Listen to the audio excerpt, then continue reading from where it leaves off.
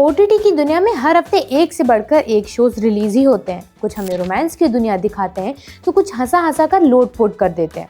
पर ऐसी कम ही सीरीज होती हैं जो एंटरटेनमेंट से इतर रियलिटी दिखाने का संकल्प लेती हैं। और ऐसी ही एक सीरीज है दिल्ली क्राइम।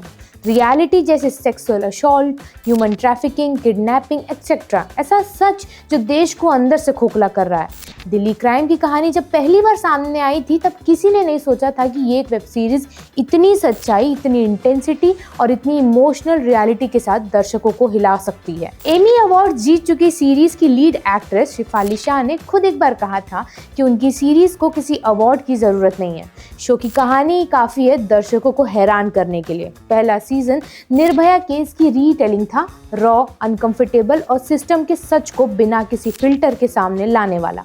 सीजन 2 में कच्चा बनियान गैंग की कहानी ने एक और तरीके का डर जगाया था, समाज के उन अंधेरे कोनों को दिखाया था जिन्हें हम देखने से बचते हैं। दोनों सीजन्स ने एक चीज साफ कर दी थी कि दिल्ली क्राइम सिर्फ एक शो नहीं है बल्कि एक अनुभव है जो पुलिस के दबाव, उनके इंसानी दर्द और दिल्ली जैसे शहर के अंदर छिपे सन्नाटों को महसूस करवाता है।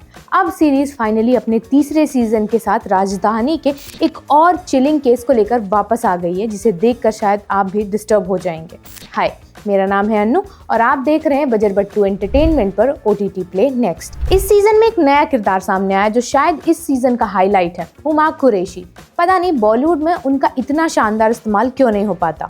शो में हुमा कुरैशी बनी है बड़ी दीदी जो लड़कियों की सप्लाई करती हैं। सीजन 3 की कहानी को इस बार ज्यादा लेयर्ड और पर्सनल दिखाने की कोशिश की गई है। कहानी शुरू होते ही आपको महसूस हो जाएगा कि ये वाला केस अपराधी कौन है तक सीमित नहीं रहने वाला है। इस बार नैरेटिव गहराई में उतरता है और उस दुनिया को छूता है जहां ह्यूमन ट्रैफिकिंग एक अंडरग्राउंड बिजनेस बन चुका है और मासूम लड़कियों की कीमत बस एक ट्रांजैक्शन है। शो थीम को सेंसेशनल नहीं बनाता बल्कि आपको अनकंफर्टेबल करता है, वही असहजता जो असल जिंदगी में ऐसे अपराधों के बारे में सोचते समय होनी चाहिए।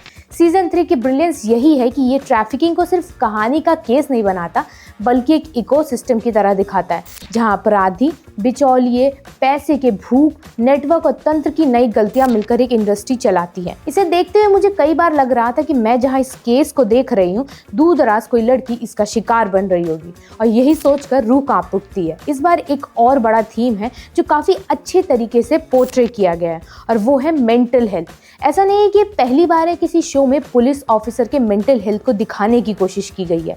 कई सीरीज है जहां आपको देखने को मिल जाएगा मगर यहाँ पर काफी डीप टाइप एफर्ट्स डाले गए हैं। हम अक्सर ऑफिसर्स को यूनिफॉर्म में देखते हैं और मान लेते हैं कि वो इमोशनली बुलेट प्रूफ हैं, लेकिन इस सीजन में उनकी पर्सनल लाइफ के अप्स एंड डाउन्स को इतनी गहराई से दिखाया गया है। डीसीपी वर्तिका चतुर्वेदी इस सीजन में पहले 2 सीजन्स वाली स्टील स्पाइन्ड ऑफिसर तो हैं, लेकिन इस बार उनकी आंखों में थकावट की लकीरें भी दिखती हैं।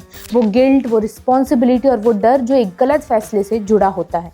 उनके हर कदम में एक ट्रेम्बल है जैसे वो किसी अनदेखी रस्सी पर चल रही हो। इंस्पेक्टर नीति सिंह का आर्क भी बहुत ही ब्यूटीफुली डिजाइन किया गया है। वो अब सीखने वाली नहीं बल्कि इमोशनली कॉन्फ्लिक्टेड ऑफिसर है जो खुद को साबित करना चाहती हैं और खुद को खोने से भी डरती हैं। उनकी शादी टूट गई है। नीति की पर्सनल लाइफ की उलझने और ड्यूटी की भारी बोझ दोनों उनके कैरेक्टर को एक इंटेंस रियल ह्यूमन डेप्थ देते हैं जो मुझे बहुत ही अच्छा लगा। सीजन 3 में कुछ नए ऑफिसर्स और सिस्टम के कुछ अनसीन चेहरे भी सामने आते हैं। इन किरदारों में फ्रेशनेस भी है और एक अजीब सी बेचैनी भी, क्योंकि इनमें से कई कैरेक्टर्स मोरली ग्रे हैं।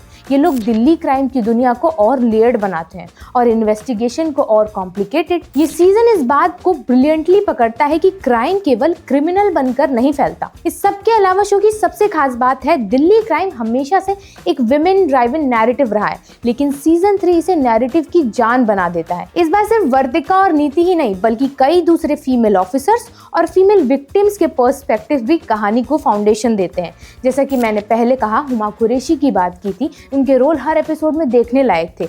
विलेन का किरदार निभाना कोई आसान काम नहीं होता, पर एक्टर्स ने काफी सहज तरीके से इसे स्क्रीन पर दिखाया। फीमेल्स की वल्नरेबिलिटी, उनकी स्ट्रेंथ, उनकी साइलेंस और उनकी फाइट, ये चारों चीजें इस बार शो का इमोशनल एक्सेस बनती हैं। कुछ सीन्स में तो ऐसा लगता है कि जैसे शहर की हर नजर, हर गली और हर खतरा एक फीमेल के लेंस से दिखाया जा रहा है। ये रिप्रेजेंटेशन फोर्स्ड नहीं था बल्कि ऑर्गेनिक लगता है और यही इस सीजन की सबसे बड़ी जीत है।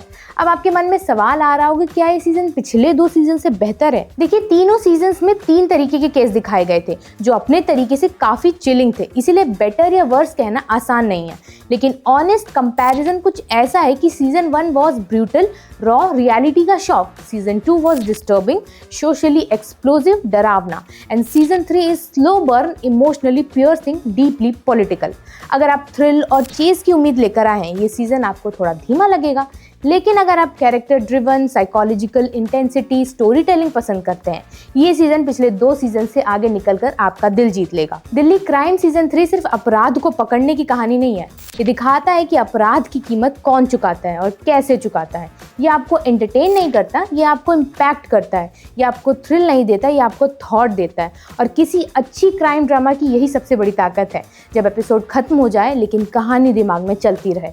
इस सीजन को बजर बट्टू की तरफ से मिलते हैं 5 में से 4.5 स्टार्स। शो नेटफ्लिक्स पर स्ट्रीम हो रहा है। नए सीजन में कुल 6 एपिसोड हैं, जिसे तैयार किया है रिची मेहता ने। तो ये हुआ हमारा OTT रिव्यू। अब ये भी देख लेते हैं कि OTT की दुनिया में इस हफ्ते क्या कुछ स्ट्रीम हो रहा है। तो बिना टाइम खराब किए सीधे चलते हैं उन रिलीज की तरफ जो 10 से 16 नवंबर के बीच आपकी स्क्रीन पर आए हैं। सबसे पहले बात करते हैं पाम रॉयल सीजन 2 की, जो 12 नवंबर को एप्पल TV प्लस पर रिलीज हो गया। मैक्सिन डेलाकॉर सिमंस की ग्लैमरस और ड्रामाफुल लाइफ एक नए ट्विस्ट के साथ लौट रही है।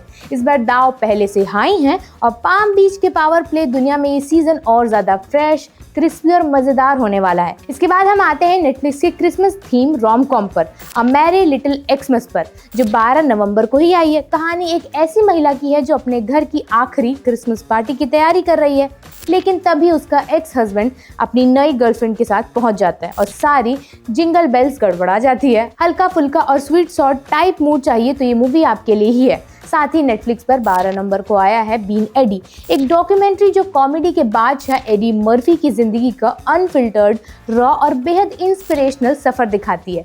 कॉमेडी फैंस के लिए ये एक ट्रीट है। उस दिन प्राइम वीडियो पर रिलीज हुई एक मजेदार family action comedy playdate, जहाँ एक बेरोजगार पिता और उसके बच्चे गलती से एक बड़े खतरे के बीच फंस जाते हैं। कॉमेडी और एक्शन का ये मिक्स काफी एंटरटेनिंग लगेगा। इसके बाद 13 नवंबर को नेटफ्लिक्स पर द बीस्ट इन मी आया है, एक साइकोलॉजिकल थ्रिलर जहाँ एक राइटर अपनी जिंदगी समेटने की कोशिश कर रही होती है, लेकिन उसका नया पड़ोसी उसकी दुनिया को हिलाकर रख देता है। 14 नवंबर यानी फ्राइडे को आती है बड़ी एंट्री जुरासिक वर्ल्ड रीबर्थ, जो जियो सिनेमा पर रिलीज हो रही है। अगर आपने फिल्म सिनेमा हॉल में नहीं देखी है तो OTT पर देख सकते हैं। इसके साथ ही OTT पर आई है जॉली LLB 3, जो नेटफ्लिक्स पर और जियो हॉटस्टार दोनों पर अवेलेबल होगी। अरशद वारसी और अक्षय कुमार की टक्कर, एक सीरियस सोशल इश्यूज पर बेस्ड कोर्टरूम ड्रामा और ह्यूमर भी साथ में। प्राइम वीडियो पर 14 नवंबर को 2 और रिलीज हुई हैं। पहली है मैलिस, एक डार्क साइकोलॉजिकल ड्रामा जहां एक प्राइवेट ट्यूटर एक रिच फैमिली की जिंदगी में घुसकर एक बड़ा खेल खेलता है। दूसरी है निशांची, जो अनुराग कश्यप के ग्रिटी और रॉ स्टाइल में बनी गैंगस्टर ड्रामा सीरीज है, जहां 2 भाई क्राइम की दुनिया में कदम रखते हैं और धीरे धीरे इस खेल के असली नियम सीखते हैं। कुल मिलाकर इस हफ्ते का OTT लाइनअप काफी इंटरेस्टिंग है, जहां आप अपनी पसंद का शो पिक कर सकते हैं। So now we are done with OTT wrap also. Now as always one special recommendation which is connected to Delhi crime theme.